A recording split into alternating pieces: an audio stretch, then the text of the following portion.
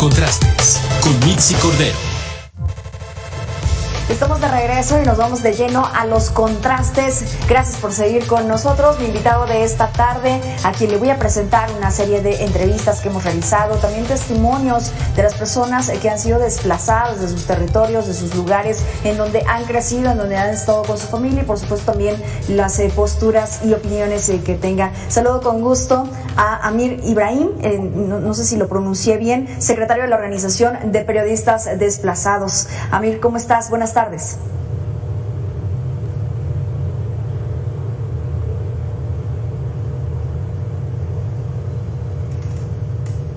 No sé si me escucha, no escucho a Amir. Amir, buenas tardes. Sí, hola, ¿cómo está? Buenas tardes, Mitzi, ¿cómo estás?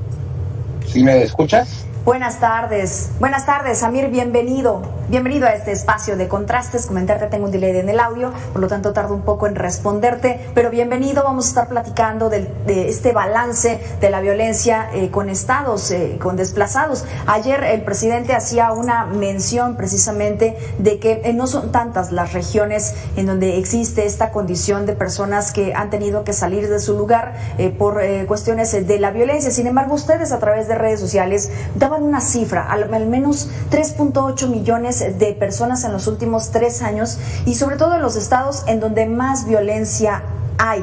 ¿A dónde van todos estos desplazados y qué es lo que ha pasado en estas entidades?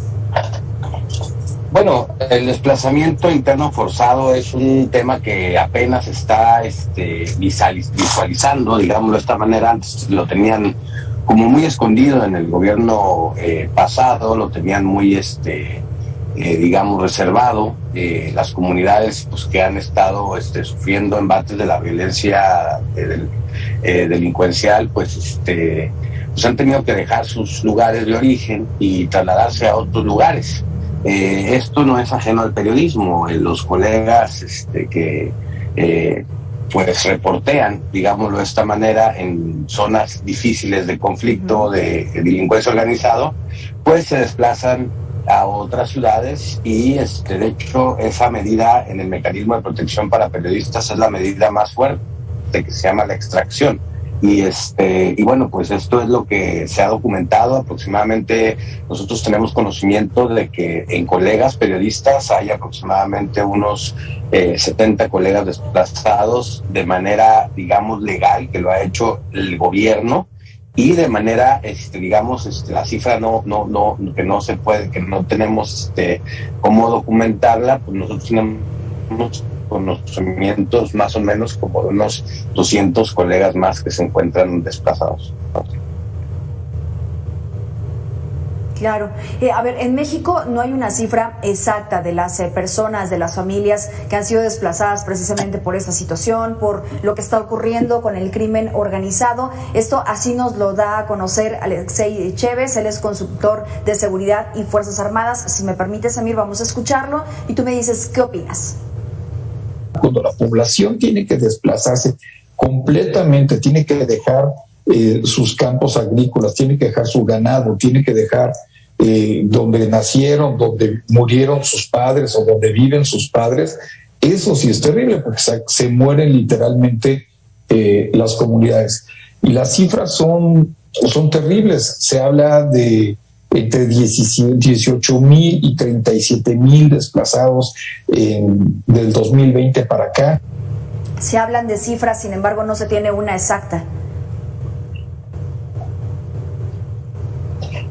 Es muy complicado documentar esa cifra porque efectivamente hay comunidades completas que se han desplazado.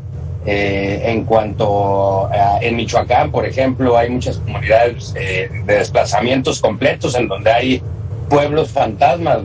Las personas se van y dejan todo efectivamente y es una cifra muy difícil de llevar porque pues bueno, la mayoría de las personas en este sentido pues bueno, no reportan que se están desplazando como tal y bueno, no hay una cifra clara, pero yo coincido con que puede haber esa cifra que maneja la persona que opinó y bueno, nosotros nos especializamos mucho en el desplazamiento de periodistas y de defensores de derechos humanos. ahí es donde también podemos tener un tacto un poquito muy efectivo, de que hay lugares que no son tan, digamos, que se van todo el pueblo, pero que sí no tienen condiciones de seguridad para seguir ejerciendo la libertad de expresión. Y bueno, hemos documentado muchos casos en Tamaulipas, en Veracruz, en Guerrero, hay desplazamiento también forzado en Quintana Roo, y conocemos, por ejemplo, casos también en donde se han tenido que desplazar de Hermosillo, de Sonora, de Sinaloa, ¿no? Y bueno, así podemos tener un balance más o menos como de unos 500 periodistas que nosotros tenemos conocimiento de que se han desplazado en algún momento de su carrera para pues cuidar su vida. Y ahora, en cuanto al pueblo, en cuanto a la sociedad, los pueblos completos, pues sí es una cifra bastante grande, ¿eh? Sí, sobre todo porque el desplazamiento de periodistas, el que soliciten protección a la federación o incluso a las mismas comisiones estatales que en muchas ocasiones no funcionan como deberían de hacerlo, y los defensores de derechos humanos, es un reflejo también de lo que está ocurriendo allí en la sociedad. A ver, Miguel Garza, que es el director ejecutivo del Instituto para la Seguridad y la Democracia, pues él nos habla precisamente de esos estados en donde es mucho más palpable, pero bueno, conocemos ya varias situaciones que se han presentado, por ejemplo en Zacatecas, por ejemplo en Guanajuato, por ejemplo en Guerrero, en donde esta violencia que se está presentando allí pues también ha generado pues el desplazamiento de estas personas. Esto nos dice Miguel Garza. Tú me dices, Amir, si coincides. Chihuahua, Quintana Roo, Chiapas, Oaxaca, Guerrero, desde luego, y ahora pues que vimos en Sonora y en Zacatecas. Digamos que hay documentado el problema, creo que más serio en el 2020, por ejemplo, llegó a ser Guerrero, donde pues un gran número de personas desplazadas, de esta forma de captar los datos que decía yo hace rato, pues se logró recopilar datos de 4,000 personas desplazadas, y si a eso le sumamos la estimación que ahorita hacía Alexei, pues es dramático, porque esas 4,000 pudieran ser en realidad 12,000 o 15,000 personas. ¿Cuáles pueden ser estas razones por las que una persona decide dejar su tierra, decide dejar el lugar en donde ha crecido y termina yéndose a otro sitio?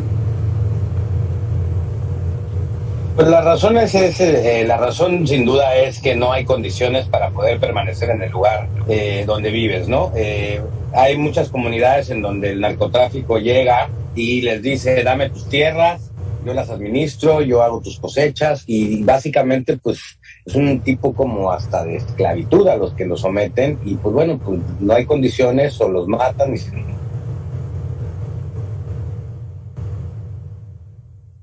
no las entregan, y pues deciden irse por ni segura, perder tu vida. Entonces eso te produce... Eso te produce que, pues bueno, tomes la decisión. Yo tuve un desplazamiento en mi carrera periodística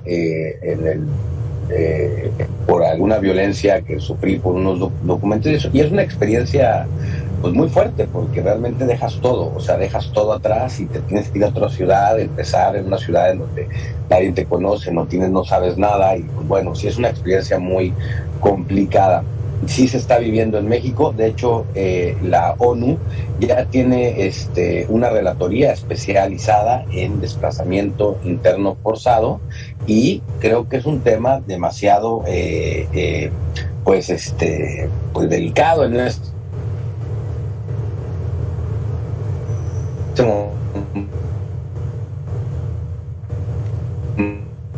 momento en nuestro país, dado muchos municipios, indicadores, y que bueno, pues hay una cifra negra que no sabemos exactamente, o sea, cómo documentarla. Tenemos aproximados, coincido con las cifras que dan, pero yo las veo conservadoras, las cifras que resaltan. Hay poblados enteros en Michoacán. Amir, platícame un poquito de tu experiencia. ¿Sufriste amenazas en el momento en el que decidiste desplazarte? ¿Fue fácil tomar esta decisión? Me imagino que no. ¿A dónde te ibas a ir? ¿Qué era lo que ibas a hacer? Platícame un poco de tu experiencia. Bueno, yo soy del estado de Quintana Roo. En un contexto de elecciones documenté a una persona que estaba aspirando a una candidatura presidencial.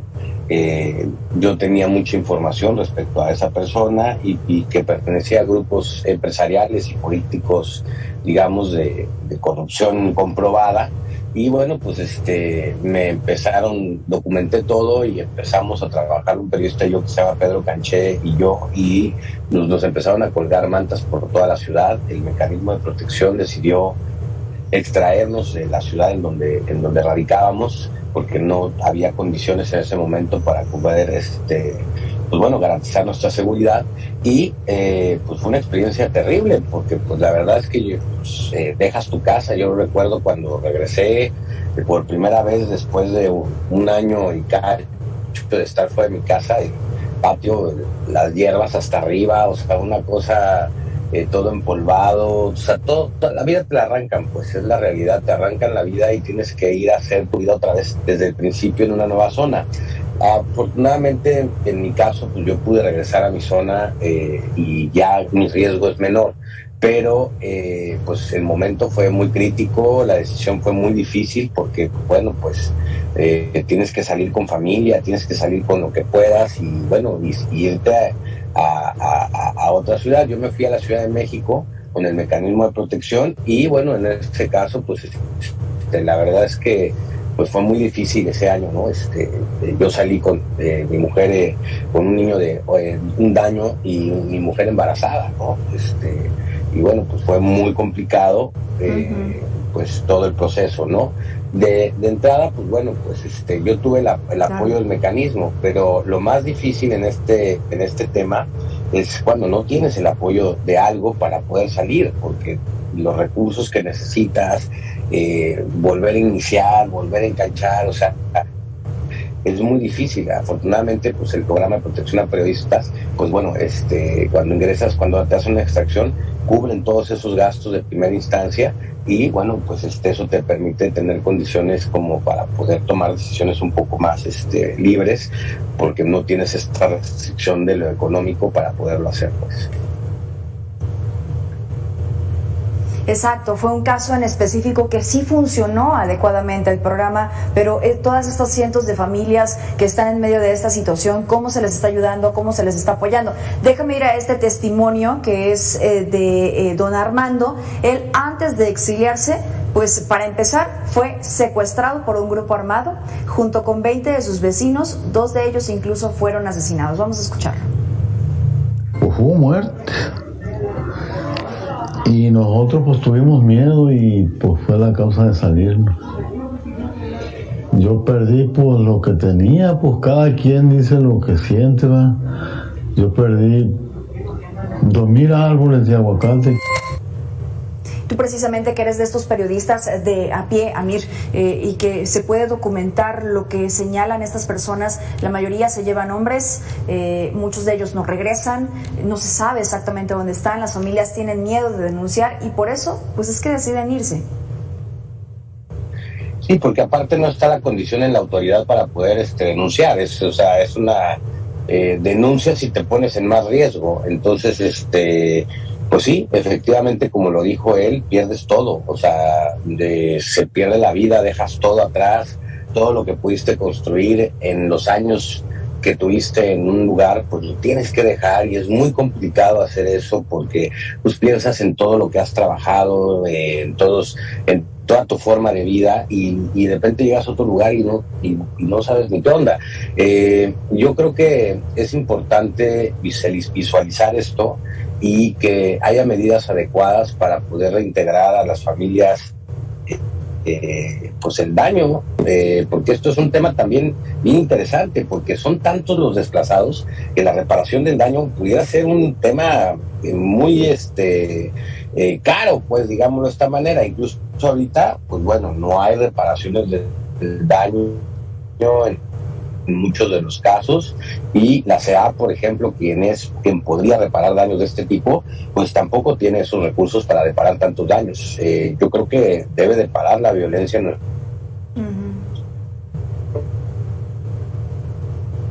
Exacto, y tampoco hay el seguimiento, sí, porque no se sabe exactamente a dónde van estas personas, porque mira, por lo menos de la poca información recabada que hay, se señala que el 25% de los desplazados permanecen en el mismo estado, mientras que el 37.5% no salieron de su municipio de origen, pero sí se cambiaron de lugar en donde se permite, porque hay poblaciones muy pequeñitas que todo el mundo se conoce, que todo el mundo sabe quiénes son, y que pues esto sí es muy complicado, tienen que forzosamente cambiarse hacia otro lugar completamente distinto. Escuchemos. La situación con el crimen organizado en cuestión de los pleitos de plazas que se tuvieron ahí, la gente tuvo que ser desplazada de sus comunidades. Algunos se refugiaron con familiares, a otros llegaron a lo que son plazas.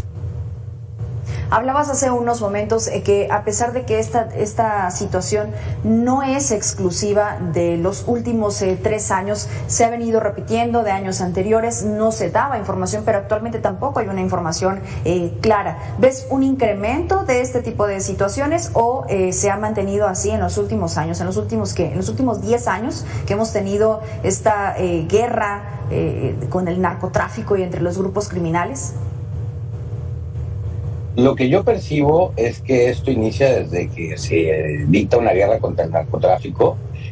Siempre se tapó porque internacionalmente hablando este tema es súper cuestionado en los aspectos internacionales y México siempre lo quiso tapar. Tengo una historia de un colega, por ejemplo, que se desplazó y que llegó a la embajada y el mismo embajador le dijo, por favor no hables aquí de este tema, y bueno, le sugirió que por favor, que era un tema internacional, que esto no, pero ya no pueden taparlo. O sea, ha llegado el incremento tan grande de este asunto que ya es imposible taparlo, y yo creo que hay mucha cifra negra, pero sí, efectivamente no es algo de estos 3 años de gobierno. De hecho, esto inicia en el 2006, se incrementa muchísimo durante esa administración. Yo creo que con Peña Nieto hubo se tapó muchísimo la cifra y nunca pudimos darnos cuenta del problema. Hasta los últimos 2 años de Peña Nieto fue que ya el boquete era tan grande y ya no era posible empezar a taparlo, y entonces empieza a visualizarse porque los colegas periodistas también se tienen que desplazar y ellos y nosotros bueno, empezamos a hablar del tema, mucho del tema, y se empieza a expandir hasta que llega a tomas internacionales al grado de tener ya una relatoría especializada en desplazamiento interno forzado de las Organizaciones Unidas, ¿no? Exactamente. Oye, a ver, y además el desplazamiento forzado es una violación directa a los derechos humanos, ¿no es así? Es una violación a todo. O sea, para empezar, pues la persona que se desplaza es porque ya no tiene condiciones de seguridad, y bueno, la seguridad es un derecho que debes de tener. Sientes mucho miedo, bueno, pierdes todo, ¿no? O sea, toda tu casa la abandonas, lo que tengas, pues entonces efectivamente pues es una violación muy grave al derecho humano. Y bueno, pues yo lamento mucho que en este momento en el país lo estemos viviendo. Por ejemplo, el tema de los desaparecidos es otro tema gravísimo. Yo me acuerdo mucho del que encargado de la ONU con los periodistas en México, que es portugués, palabra desaparecidos no existe, ¿no? Y bueno, aquí hay 250,000 desaparecidos, ¿no? Entonces, digamos, el desplazamiento interno forzado también es un tema que va ya en boga, pero sí hay que aclarar que cuando una persona se desplaza es cuando sales de su lugar de origen, de su comunidad, de su pueblo, y no que se cambie a otra colonia, sino que sale de la ciudad porque en su ciudad ya no hay condiciones para poder vivir. O por lo menos para él, en seguridad. Eso es el desplazamiento forzado, interno forzado, así se llama el tecnicismo, desplazamiento interno forzado. Entonces, bueno, pues esto es, sí ese es el que yo concibo como desplazamiento también. Así es. Hay que prestar atención a esta situación. Los datos oficiales, nos dice también otro testimonio, no hacen justicia a la verdadera problemática, básicamente lo que hemos dicho. Familias completas tienen más de 5 años sin volver a sus comunidades. No sé tú, Amir, cuánto tiempo tardaste para poder regresar a esto que nos relatabas hasta tu casa. No tienen acceso a educación, no tienen acceso a salud, viven en las montañas sin que el gobierno les brinde garantías para poder retornar. Escuchemos y también tú nos platicas tu testimonio. Hay sufrimiento donde estamos sufriendo porque las viviendas donde estamos viviendo no es digna. Tú tardaste también mucho Ahí, tiempo. Yo en lo personal, mi desplazamiento sí fue digno, tengo que decirlo, porque así fue, ¿no? Pero vuelvo a repetir, o sea, el caso del programa ofrece esas condiciones, pero cuando es una persona que tiene que tomar la decisión de salirse sin que haya un programa que proteja eso, pues se va donde pueda y como pueda, porque aparte con el dinero que tengas, ¿no? O sea, imagínate, pues bueno, salir ahorita de cargar y con el dinero que tengas y ir a otra ciudad a rentar y a trabajar, situación muy, muy desfavorable, Sí, por supuesto.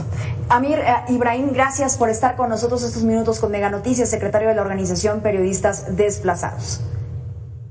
Muchas gracias. Muchas gracias. Ahí teníamos un problema con la comunicación, pero entendimos esta situación de los desplazados en nuestro país. Es una situación bien complicada y que también no hay un método que se pueda resolver, no por lo menos en estos momentos. Vamos a la pausa y regresamos con más.